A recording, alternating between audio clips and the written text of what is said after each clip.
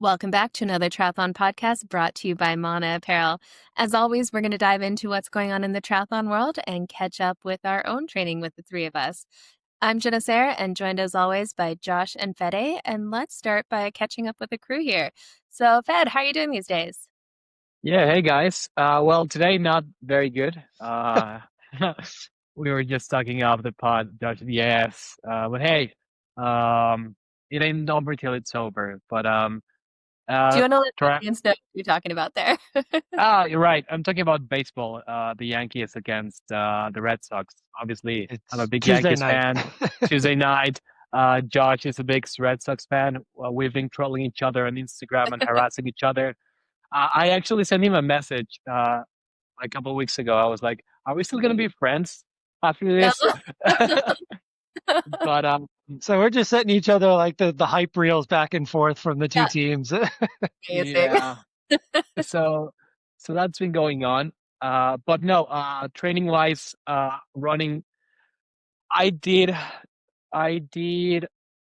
12 via K the other day, threshold, and like I was telling my coach, heart and lungs felt amazing, but I just couldn't get my legs to turn over as quick as I wanted to. And he was like, "Hey, don't worry about it. You're running a marathon. You don't need to turn your legs too quick." So that's all good. And like we have this, like we believe. Well, I believe that if you're a male and if you want to run a marathon, anywhere between 250 and 240, you do not need the track or super crazy amounts of speed. Uh, Anything faster than that, yes, hit the track, yes, do all that. Of course, the track has its benefits, and if you want to get those threshold workouts and those uh, like ego boosting workouts, yes, hit the track. But at the end of the day, it comes to having a strong endurance base, doing all the threshold work, the muscular resistance, and being able to deliver under fatigue. So we've been focusing on that, staying a little away from the super speedy sessions, and maybe that's why I couldn't feel my legs turning a bit quick. But hey, like he said, I'm running a marathon, and I shouldn't be worried about hitting my 5K PB on the marathon. If that happens, then I did something very wrong. So Or your PB was like a long time ago. my PB was like, yeah, exactly. So yeah, doing that, and did a couple of long runs. Hit the road for a change. Like I was doing my long runs on the treadmill, and the last two long runs I have been going outside, which is good. And the legs felt it. Like I was like, "Oh, this is what concrete feels like." So yeah. Yeah. Also, probably why I couldn't feel my legs turning as quick as I wanted them to on the Definitely be speed the session. Yeah. So it was like Normatec boots. Um, Recovery, sports massage, hit the sauna. So now doing everything on the book to make sure that I'm fit and ready. And yeah, I don't know what it is with not just running, but I've been running a lot more than swimming and biking. But the weight, like I'm losing so much weight just from the run block. So I probably need to get on top of my protein because I'm not the type of athlete who watches weight. Like I just want to be fast. I do not care how much I weigh. So yeah, doing that, and yeah, happy to be able to train and to have a race and a goal to pursue. Because if I don't have a goal to chase, I feel like I'm navigating in like treacherous waters, and I I don't have anywhere to go. So that's my rant. And go Yankees! What about you guys? Had to throw that in at the end, eh? Yeah. He can throw it in all he wants, but it's not working right now. No, we need some kind of like wager on the podcast for whoever's team like loses kind of deal. We're gonna find out in 2 nights. I mean, we might find Yeah. out tomorrow night. Actually, it could be over. It's only a No. best of 3 series, so we'll see. Mhm. We'll see. All three We'll see. games in New York too. So it was a good one tonight, though. It was a really good game. If you know Boston, if you know New York, it's one of the top rivalries in sports. And I was telling Jenna before, like, even if you don't like baseball, watching those two teams play in the environment that it was tonight would have had your juices flowing, and you were like, all right, I need to do a 12x1K session. And Right. it's like that would have been a good time. Fede would have been ready to go. But I feel you on the turnover too. Like there have been some days where in runs I've had, like even my last long run, where the heart rate, the lungs were there and everything came easy, but the legs just didn't have the pop. And for me, that's at the end of a block. Like you're going into peak weeks too. So you've got a couple weeks coming that are going to be pretty heavy in terms of the volume and long run stuff. So that's typical too. You've done a lot of work up until this point where you're getting into those like really heavy fatigue weeks, and now I'm coming out of it. Like my long run this past weekend was only a half marathon. And just that mindset was exactly how I took it. And it was like a dead easy, not anything more than like, I think it was like nothing more than a 7:30 pace mile. Like just keep it somewhat easy but steady, and was able to execute that pretty well. And really just making sure I look everywhere I walk and not trip over anything. And the bubble wrap is out, and I went and got my first dry needling session done, and that was really, really good. So I'm going to go back Thursday. So in 2 more days, get another one done. That seemed to really help going into the weekend, and then travel next Wednesday. So getting close to Chicago, but everything's starting to come together. Everything's feeling good. I've actually been careful with my weight because it started going the other way, because we're now taking the volume off, and the swim and the bike came down. Some of that had gone up a little bit, and now that's down just because we're tapering. And so I'm just trying to be careful there. But really not too concerned. It seems to kind of go up over the like Sunday, Monday time frame, and then it comes back down every week. But I feel healthy and happy, and looking forward to it. If I sub 5, we knew that was going to happen on a good day. Sub 3 is going to be a push, right? Like mentally, physically, everything that I'm not going to have a day where like I'm just going to go crush sub 3. It's going to be a lot of work, and I'm looking forward to that, and really having a stretch goal to go get at this point. Setting a BQ and setting a huge PR, that's like, okay, how far do I go into that sub 3 territory before I jeopardize the rest of it? And how far do I push it? And mentally, how do I keep myself going, knowing that if I just pull back a little bit, I'm going to crush the other stuff too. And like, no, but you can go further and go harder. And I think that's the last piece I just have to figure out and come up with a tactic on the mindset. And a lot of it's going to be, I think, just sticking with the pace groups and be like, hey, hold on to these guys and hold on to them. And I know the course, I've run the race. I know where I felt, how I felt in certain spots last year and got through it. So why can't I do that in the same thing this year? And with the fitness that I have being way different, and way better than where I was last year, I'm pretty excited to just go test it. And I just got to pick up those race day shoes one more and get a new fresh pair, and we'll be good to go. There we go. Yeah, that's the funny part with it. Just you've done this race before, you have an idea, but I think so much of it is going to come down to on the day how the legs feel. You've got a number of marathons under your belt now. You know kind of what your body can do, and you're going to have a good sense of that come race day, whether trying to go to those stretch goals is a kamikaze endeavor or if it's something that your legs actually have in the bank. So you've put in the time to know your body well enough to see what you can do race day there. Yeah, it's so true, especially like how your body reacts to starting in a race like this where you don't get that warm up right before the gun. Like there's warm up, but then you're sitting there for 15, 20 minutes in a corral with all these people, right? And then it's a slow roll to start. And then it's like, 650 a mile. Let's go. And boom. Yeah. and Go. knowing how your heart rate reacts to that and not getting too scared of a spike early and letting it settle back down by the 5K mark is something I know. And then it's really like, okay, what do I feel at like 18 to 22? Those are the big moments. Yeah, absolutely. Well, it sounds like you're ready and raring to go when the countdown is on. So that'll be exciting to see what you can do out there come race day. Marathon training's hard, but it's definitely I said to Matt Freitas the other night, I was like, all of a sudden he's like, he just did Ironman Maryland and didn't get his Kona slot, and he's right back to training 20 plus hours a week. I was like, man, that's crazy. But you know what? I kind of miss that. I kind of miss the high volume. I kind of miss the high volume, but yeah, we're going. I'm gonna have almost a whole week off of after Chicago. Run wise, I might run like the Sunday after, so like a full week of no running with just swim, bike, recovery 3 days. So I'm already looking at the schedule because my coach is doing Kona.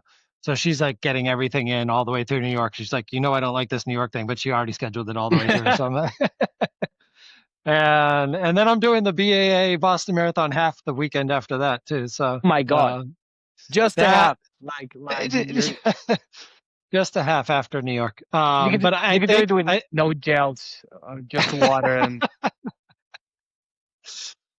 I've been good about that with some of the runs. Like I would always take something with me on like a 5 mile run, 6 mile run outside. I've been similar to you, Fed, too. Like I've been outside a lot, but recently I've been back on the treadmill more and just taking the pounding off and anything I can do to get the miles in and get the recovery at the same time. So I'll do my long runs outside still. Today I went outside. It was too nice, and I was like, I have 5 miles. Let's go. And that felt really good. But yeah, trying to stay off the feet as much as possible. Normatec boots for the win. Man, you're crazy. I'm counting down till Kona, till those cocktails after Kona, where the next couple weeks will be hit or miss if I do anything at all. Definitely ready. I wanted to ask you about that, Jenna. Well, wanted to ask you about how's your Kona build going, and what's your record of the longest time you've had your bike on the bike bag after a race like Kona? Oh man, that would be after Kona the first time back in, what was that, 2019. It was the first Ironman that really didn't go to plan, and I was not happy about it. My bike stayed in the bike box for it was 6 or 7 weeks. My God. I did not want to look at it. It was so bad. It was so bad. Chain was rusted to hell. It was all just sticky from the gels and oh my God, just a war zone. Yeah. I don't know if I raced on that bike again. Probably it wasn't usable. Probably not. I feel more bad for my bike mechanic that I handed it to afterwards. I'm like, make this work again. But yeah, no, that was definitely the longest. But I usually off season hard. Like it's a week to 2 weeks of almost nothing kind of thing. And then from there, it's anywhere from 3 to 5 weeks of kind of up and down, do a few things here and there. And just, I find I really need that mental and physical kind of reset time to be able to get back into it. Now I race a lot less than a lot of people do. Unlike some of our crazy teammates that are racing a ton always, but yeah, I like to have that, just that reset time. And like you guys were talking about with weight and stuff, like in off season, I know a lot of athletes kind of struggle with that shift too, but like I've gained up to like 10 pounds kind of thing in the off season where it's just like whatever I feel like eating, I eat kind of thing. I think your whole system, especially women too, just that hormonal, emotional, mental reset is almost as important as that physical reset too. So counting down to that, although I might be doing a race in January, so it might not be as extensive as usual, but I will definitely be taking some solid downtime after Kona. Awesome. Yeah, training's been good. I had kind of an unexpected trip come up last week, so didn't get as much the usual swim, bike, run in, but I've done this in the past around that time frame before a couple Ironmans where it's almost like 3 weeks out. Actually, a couple times now I've traveled beforehand. And again, sometimes like with busy lives and work and everything else, it really freshened up my head a lot having that downtime just to kind of step away from like trying to fit in the training around everything else. And it was like, okay, I can focus on everything else. I got in a few runs while I was there. I got some trail runs in that were stunning. And it was kind of nice to have a little bit of that reset. Now, swimming yesterday for the first time after over a week off, that sucked. Other than that, it was nice to have a little bit of time. But yeah, it's good. I know Kona's close. I just dropped off my bike for the pre-race tune-up today, so that's a sign that okay, we're getting there for sure. I had to go stick a tire on a rear wheel because I can't use a disc in Kona, which we haven't had a windy day in Kona in so long. Like doing Ironman Taiwan, we were allowed to use discs, and it was a steady 30-mile-per-hour winds with like insane gusts and stuff. And it's like, okay, like Kona hasn't even been. It's never been windy anytime I've done it. Like it's windy, but not crazy windy where you can't use a disc wheel kind of thing. So I've got this one wheel that I use once a year for Kona. And I'm like almost annoyed every time. Like I had to get this separate wheel just for Kona, even though it hasn't been like insane conditions in forever. It seems like it's been a little windy with some of the pros that I've seen training out there, but I think it's more like, oh, they're training and they like to point out the headwind and when they're coming back to town or whatever it may be on that day. But yeah, like you said, it hasn't been to write home about winds. It's the typical Hawaiian winds that you get. Totally. I think that was just with the shift in the time of year that they do the race and stuff, but it's been so long since we've had one of those brutal, epic, windy Kona days. Now, I am all for the brutal, epic, windy Kona days. I'm like, keep my fingers crossed. I'm like, okay, let's have another one where it really like comes back to suffer for it a little bit. I can see a day where there's pros racing with discs. I don't know if you'll ever see an age group race there without the regulations. Yeah. Well, they're getting close enough with some of these new wheels that are like deep dish. Oh, the head. Yeah. Like pinhole. the almost a disc. Almost a disc wheel. Technically not. Right. The wink, not a disc. Yes. But it is fun starting to see everyone kind of show up on the island. And is it Tripole that has the list of everyone who's kind of there already, who's still on their way? And it's just fun to see that they're all starting to gather. It just, this year's Kona feels like there's a lot more energy than the last time I was just women on the island. I don't know if you guys are feeling that too, but it feels like there's a lot more excitement and support behind it than last time.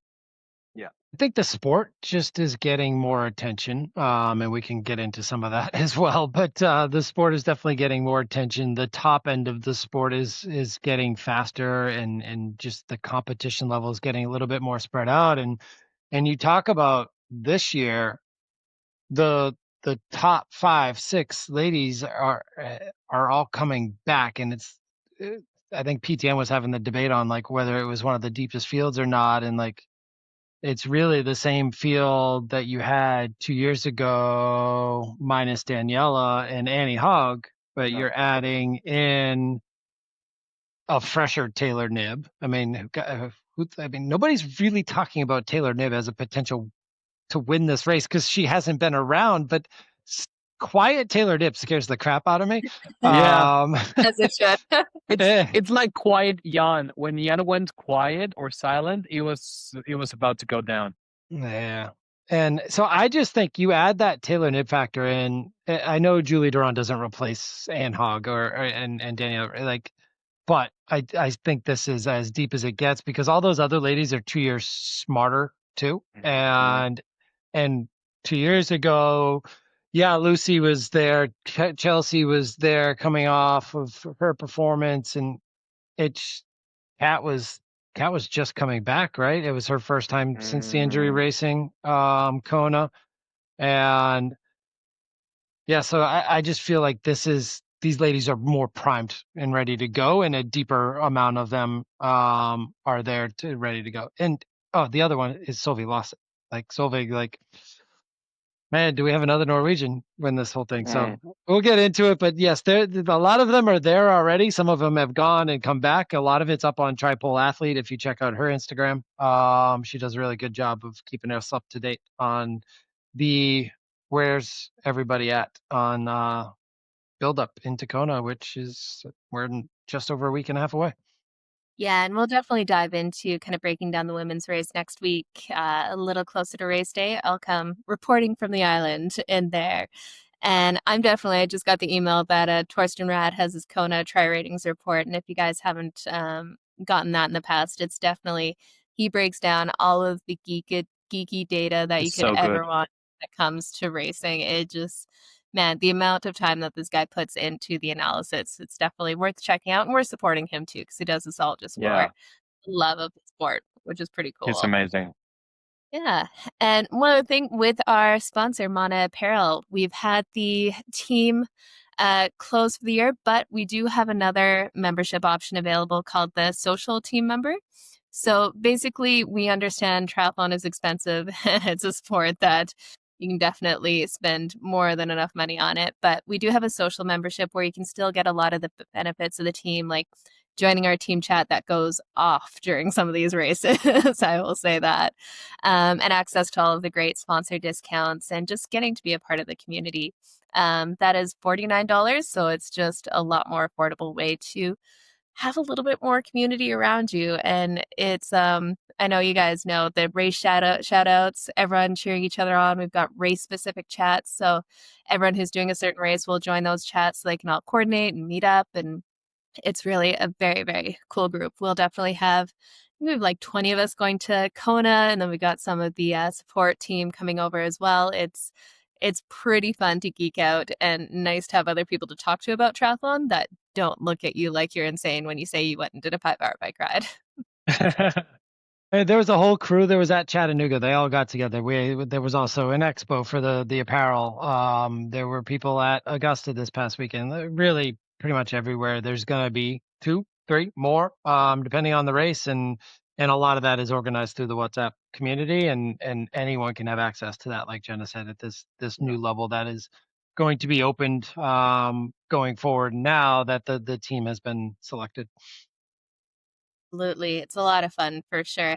And even if not, come check us out at the Mauna Apparel booth over in Kona. We'll definitely be out there with lots of support too and some very, very fast kit. I'm very excited to race in my B21 again there. At least I know wherever the fitness is, I've got every arrow gain. There you go. Actually, we'll have to bring Philip and Gonzalo on one time to chat about it. It was really cool. They went to Silverstone Wind Tunnel to do testing of a number of different triathlon kits from some of the top brands, just testing out how Mauna Apparel actually compared to it. And what they found was that B21 tested faster than the big name kits that are out there. So it was very cool to be able to see the actual numbers behind it instead of, a lot of brands just say, hey, we're the fastest. And it's like, no, here's the numbers at the different angles of yaw and different conditions, positions, different people. They were testing faster. So that was very, very cool to see. With pros and age groupers being tested too. So it runs the gamut of everyone. Absolutely. Well, I'm stoked to race Speaking of aero, what is your setup in Kona? Is it any different than it was in Asia? No, running pretty much the same setup there. Minus I have the my bottle, minus the disc. My bottles are a little bit lower. I end up getting a smaller is Fast TT aero bars. So I've got a little bit of a small riser for the aero bars. So they're a lot more in line. The bottles are a lot more in line with where my arms are. But on that, I ran my fastest marathon by far ever off that position. So going to go use that one again. There we go. And like you said too, like it's so interesting how you tested this with the Ghibli and found that flat is fast for you. And a lot of people these days are going up and away, and that's good for their bodies, for the run off the bike.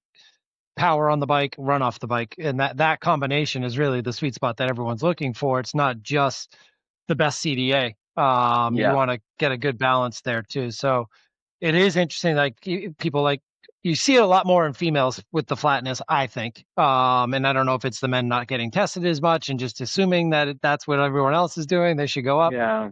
But Jackson Laundry stayed down. And I know he's used the Ghibli. Yeah, exactly. Right. And he stayed flat, whereas everyone else he's racing against has come up. So really interesting. And actually it'd be interesting to see Jackson just went to the wind tunnel this weekend after his race in Augusta. So he's going to probably come up with some news on his new position. Well, and you think that these pro athletes are going out and doing wind tunnel testing on their positions and stuff. It's shockingly low, the percentage of pro athletes that are actually doing wind tunnel testing or any kind of position testing. And a lot of it is, that person looks fast and is doing well, so I'm going to follow what they're doing, right? And that's how I even spent to get the more angled up aero bars and stuff. And then when I tested 2 different bikes, both with the higher and lower angles and stuff on both bikes, it tested significantly faster at 15% instead of 25, right?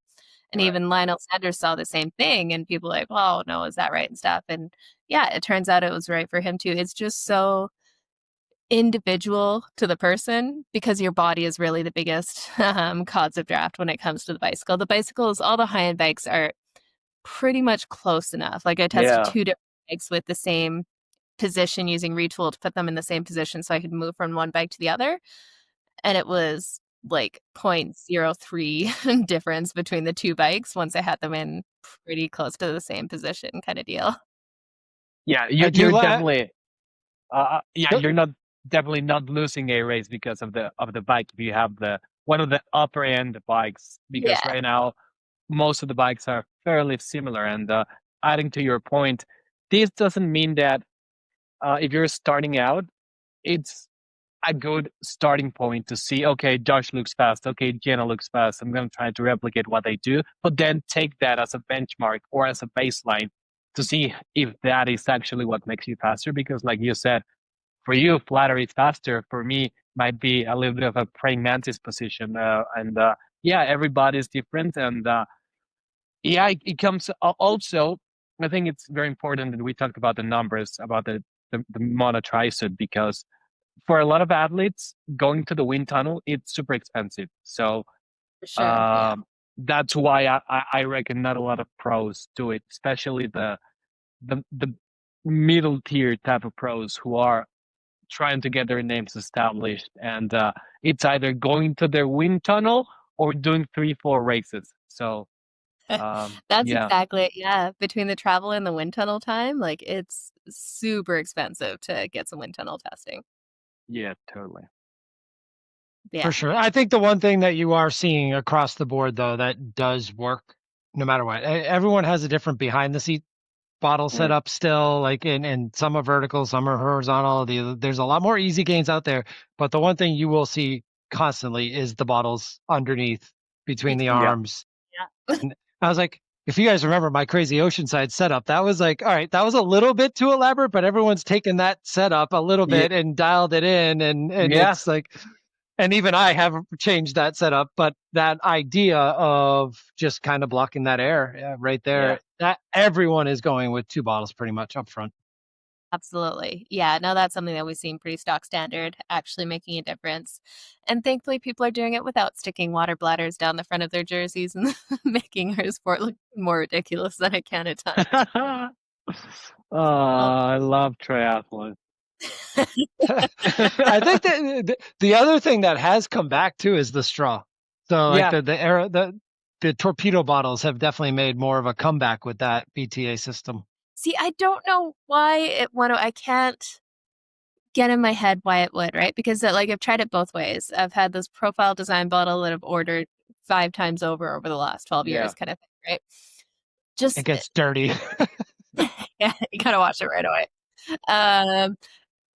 But the time that you lose every time, taking that bottle out from between the arms to drink from it, I'm someone who I drink a lot of fluids and just constantly, because I've gotten in that habit, because I always have this straw in my face, right? But if you're doing that 5-6 times an hour every time, that's just a big loss of those aero gains, even from your arm winging out to drink it. Even if you stay down in aero, your head is up.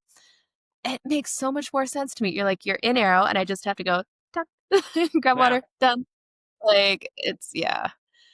But anyways, let's dive in. We didn't have any big pro races going on this weekend. There was no T100 series or pro series or Supertri.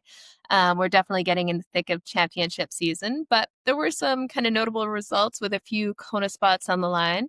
I think a few pro athletes wanted to back up Ironman Nice, the World Championships, and jump into Ironman Chattanooga this weekend to try to lock down that Kona spot. And there was only 2 spots on either side. So there was some, I don't know, a little bit surprising results in there. What do you think? Fede, do you have the winners up for us? Yeah, I have, let's start with the men's. We had Rasmus Svenningsson from Sweden, aka the Terminator, who is known for putting massive taper weeks before his races, and like it's not uncommon to see him do like a 170K ride at race pace, like 5 days out. And yeah, he took the win over Cam Wurf, who came in second place.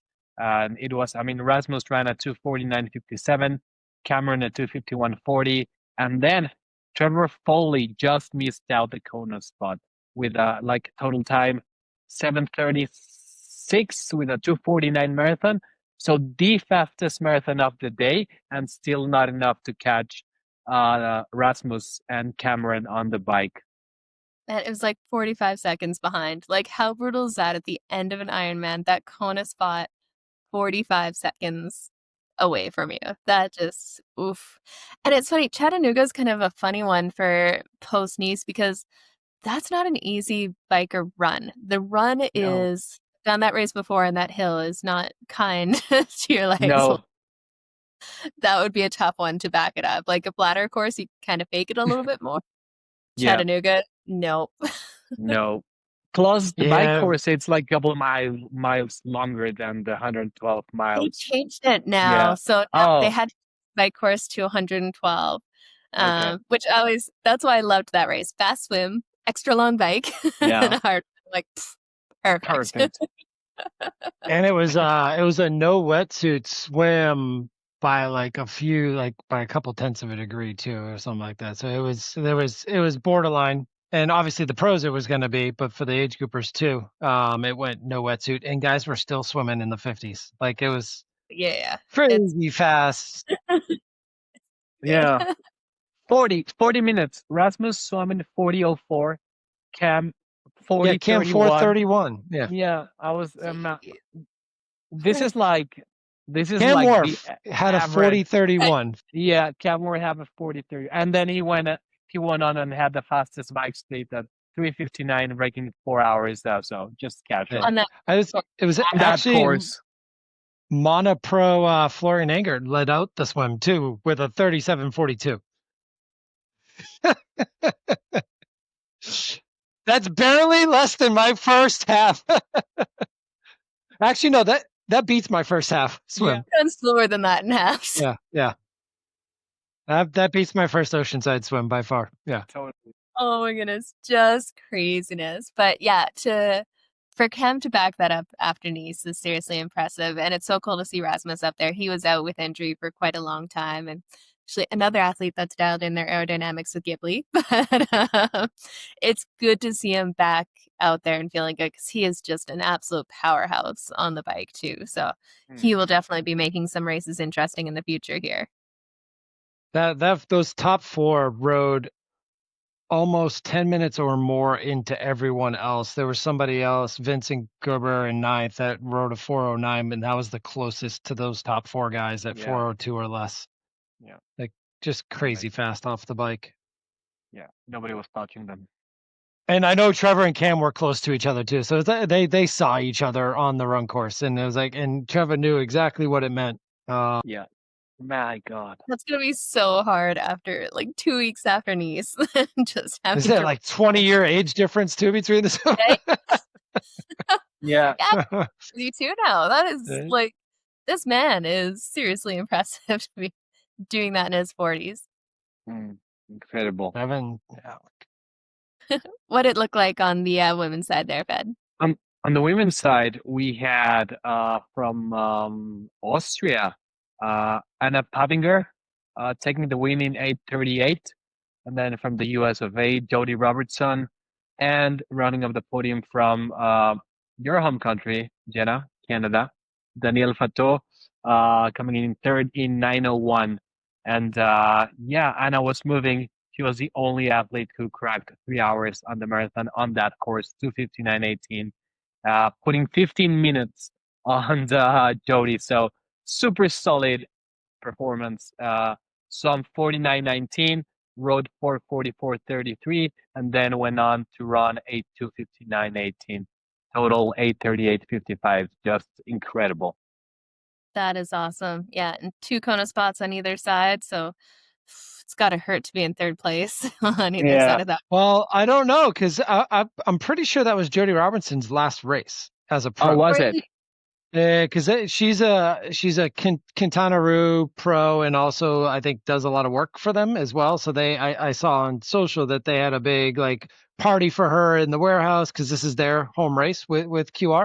Gotcha. Because American Bicycle's right there, and I'm pretty sure this was her last pro race or like last full Ironman. So whether or not she took her slot to Kona or not, I doubt. She did as a pro. So Danielle Fateau might have walked into one with that. And Jody led coming off the bike too, which like in your last pro race, like that's not a bad way to go out. And like you're not going to have the run legs to probably run into the lead, but she had the lead for the beginning of the run. That was pretty cool. That's awesome. Not a very stacked field on the women's Ironman side, obviously with Kona coming up. Yeah, totally. Not a pro race there. And then we had a 70.3. Like you said, we don't usually jump into these, but I gotta shout out another redhead Canadian. Come on. All right. Racing in North America. Right. Of course. Yeah, she gets superpowers.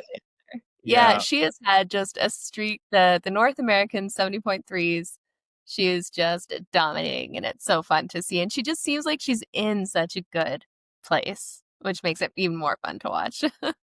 Another race she traveled to on her own.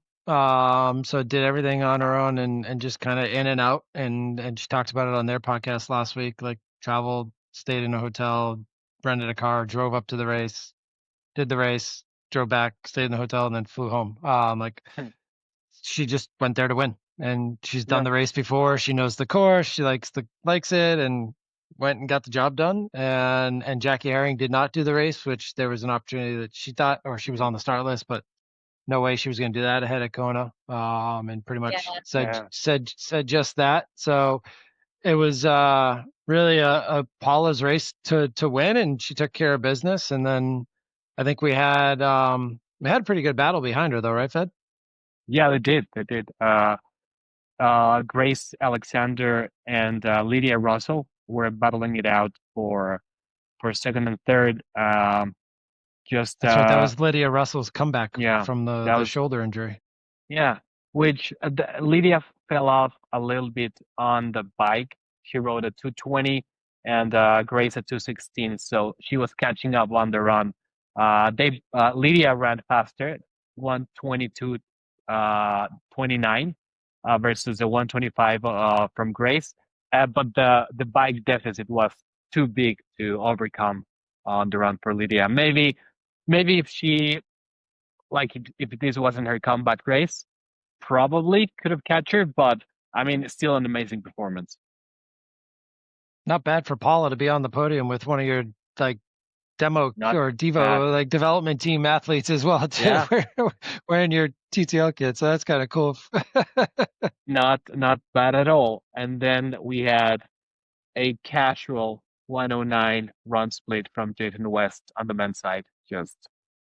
By the way, there was somebody else that ran a little faster, but he like in like 10th, 12th place, like as we typically see. But yeah, 109 mid was Jason. Yeah, Jason was 109.43, and then the guy you're talking about is from the US, Zach Lichman, and he ran 109.27.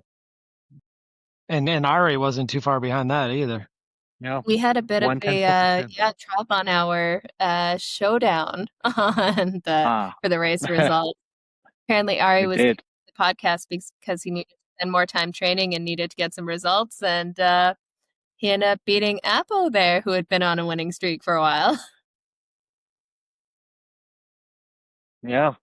Do you think they'll let him? And that was Ari's first podium.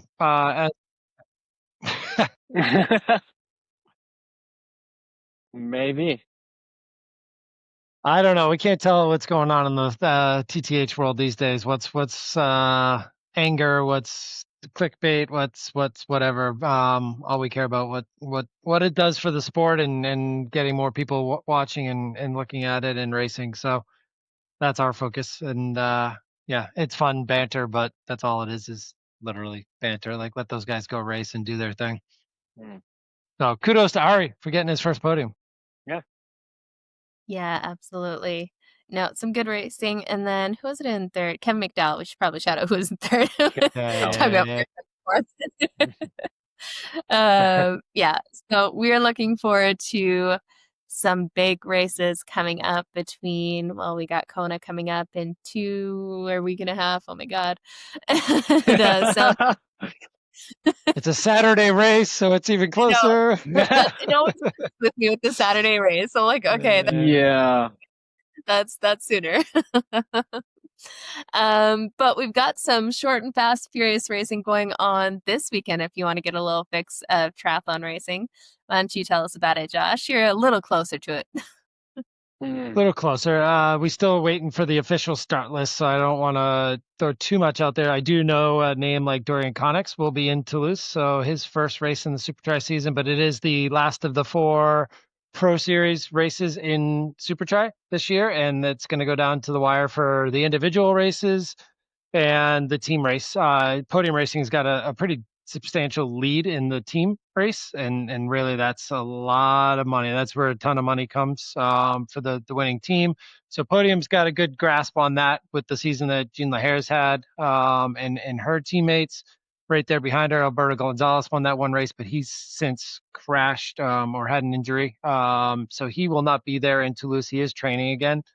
So that opens it up on the men's side. Really, it's Jean Lahare's race to win if she takes care of business in Toulouse. But there's some others like George Taylor Brown, Taylor Spivey that have, and Jolene Vermeulen who have got some points that could make a difference depending on if Jean does not get a DNF or DQ like she has in the past at Toulouse. So we'll see if she can finish the job in Toulouse on the women's side. And then on the men's side, you're looking at a battle between John Lehman and Vasco Villaca, most likely.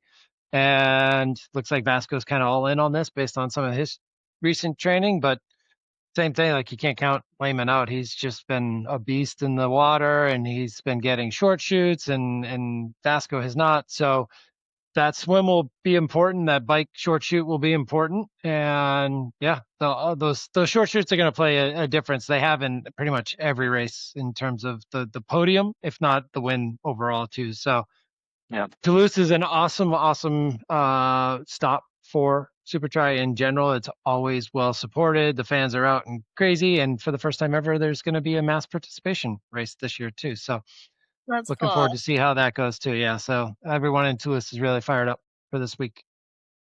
Yeah. And it's just, that fast, furious racing, that short shoot was so controversial in the beginning, but I think it's one of those, just, it mixes up the race in a fun way. And now with that team's format, them having to really fight for it, and then the team managers have to allocate it to someone, which there have been some controversial calls there. I think if you haven't checked out Supertri, it's just fun because you can watch it in 45 minutes for each of the races, and it's just a different format of triathlon. So it's always motivational. It's good for trainer watching. It's also interesting too this year too, because you got a rookie manager, John Anthony, who was around last year as kind of like a team manager, team owner, and he had Tim Don as his coach. But this year's his first year as a coach manager, and he really kind of changed the format. He announced the captain on both the men's side and the women's side, and like really brought in even more of a team atmosphere and really put a leadership team in charge, and it's played out in their favor. That big check comes at the end of the team win. It's nice to see the individuals go after it, but as a team, you can see these guys. John Reed's had a great season.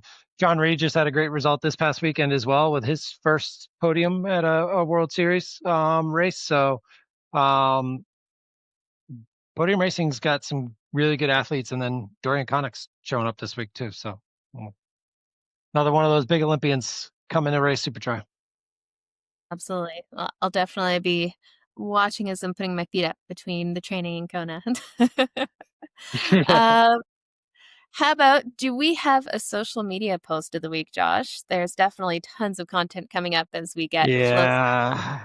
There's so much to go right now. I think really just keep your eyes on the Bob Babbitt stuff that's probably coming up soon. There's a lot of cool training stuff that Steph Clutterbuck's putting up from Kona now that she's there hanging out with Kat, but she's been doing some podcast stuff there too. I think the other one, and we alluded to it earlier, is nobody's heard from Taylor Niv. There's been no social media. There's been no interviews. Well, there has been something, but it's been filmed over a period of time. So if you want to get your Taylor Niv fix, her episode, first episode at least, of Triathlon by The Feed and Talbot Cox is just dropped today on Tuesday, September 30th. So go check that out. I think it'll probably be a good idea. This whole thing's about a build and how to get to the World Championship. So it'll have a lot of Kona implications in there and how her year has gone to get there. Absolutely. Wicked. I'm definitely going to be, stocking up on all the videos to watch and stuff. And it's just fun to see a little bit more insight into the pro field and what goes on in their day to day, especially as they're gearing up for the biggest race of the year, which will be fun to watch. Yeah, absolutely. The other one who did a lot of good stuff that we didn't really talk about it was Christian Hogenhog. His social media has actually been pretty funny recently. Really good. A lot of sexual innuendos, but not really at all. But he's had a lot of fun with his day in the life of a professional athlete training for. And so, check out Christian Hogenhog too. Yeah. That'll be a good one. So I've got a what the F this week that goes a little bit more serious than the stuff we talked about in the past, but you guys, you may have seen it. I know this made a little bit of buzz in the past with World Triathlon had its presidential election, right? So World Triathlon is the governing body that's tied to the IOC, and their job is to basically support triathlon as a sport. And we had heard rumors that there were some disputes over the actual election, that there may have been some shady things going on, and it wasn't actually a fair and democratic election, but that it was pretty heavy and in-depth, and I don't think a lot of people kind of got into it. Most people are into long distance, so they're not really following the politics of the Triathlon Federation too closely. I know I wasn't. Yeah. But we did have some new stuff come to light here where actually the president of Triathlon Canada, Peter McCrory, came out and basically said, or came out with evidence saying that this was not a fair election. There were bribes, there were threats, there was all sorts of crazy stuff that you don't really associate with a sport like triathlon that is still dropping the bucket when it comes to major sport, right? And I definitely paid a little bit more attention. I've known Peter for years. He swims in the same pool kind of deal. And we talk about triathlon and stuff, and I had no idea this was going on in the background, but kind of an overview of what happened was in late 2024, World Triathlon held its presidential elections, and that election brought Antonio Armani from Spain into power. At the time, everything looked like it was normal, but then there started to be rumblings of potentially there were some shady goings on during the time of it. And now Peter McCrory has come out and said that there were some serious allegations against what happened there. Basically, he's saying that they were initially kind of bribed, not with money, but with kind of political power, access, kind of political favors, right? So it would elevate Triathlon Canada within the sphere of triathlon, right? They were definitely pressured with a pre-selected group of candidates that was pushed kind of among the heads of the triathlon countries that were involved in it. But then when he started to kind of say this doesn't seem right, like this isn't the way it should be done, he was told to shut up or risk retaliation or public humiliation, and just that they would put out stuff about him personally. But he just to actually speak out and provided a document showing predetermined preferred candidate lists with metadata showing that it was last edited by Antonio Armani himself, the now president of World Triathlon, 1 day before the vote. So it lists out 12 violations of World Triathlon's Code of Ethics, and it was, just crazy to see this going on in triathlon politics. We kind of joke around about the podcast beefs and stuff, but this is a little bit more serious than people debating who did the daily podcasts first. This is actually impacting lives of professional athletes and others. Yeah. So at this point, World Triathlon denies all accusations. They claim that it was completely fair and democratic.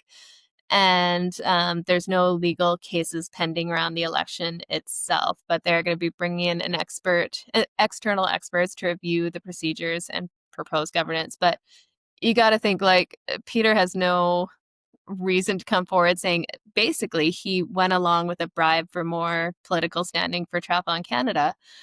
So he's not painting himself in a good light to bring this all out, but realize that this is wrong and this needs to be addressed and put out there, kind of regardless of what the implications are for him. So kudos for that side of it, I guess, but it's interesting to see how this will play out in the next little while. And man, money comes into the sport, the IOC is involved, and it definitely sounds like there were some shady dealings in there. I'm curious to see what the aftermath is here. Yeah, definitely interesting. I mean, every time there is news like this, it just breaks your heart a little bit, just because we tend to believe that the people in charge want the better for the sport, and that they are there because they want to grow it, and they look at it from a selfless optic, and when you realize that they want their own interests first, and there's shady stuff going on, it just, like, it breaks your trust, honestly. And hopefully the truth comes out. And but this sort of things sadly are going to keep happening. It's like doping. There are always going to be bad apples, and but the truth is that the more people we have like this guy that opens up and talks about what happened, the better, and the less bad apples we're going to have on the sport. Agreed. It's not a great way to end the show, but it was something we needed to talk about for sure, because it was it literally came out in the news right before we hopped on too. So yeah, definitely fresh, and something that had been mentioned late last year and now has come back full circle, and rulings are out. So we'll see where it plays out. We got a couple of years to go before the Olympics, but a lot of the Olympic cycle stuff and qualifications start heating up next year. Yeah, absolutely.